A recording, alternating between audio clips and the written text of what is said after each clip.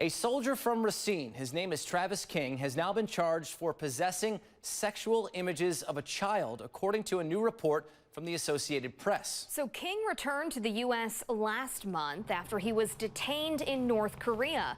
King ran across the border from South Korea into North Korea on purpose, and he has also been charged with desertion. Now, the officials who spoke with the Associated Press requested they remain anonymous, since both of the charges against King have not been publicly announced yet. Now, according to the AP, King's mother, Claudine Gates, said her son should be, quote, afforded the presumption of innocence, adding, quote, a mother knows her son, and I believe something happened to mine while he was deployed.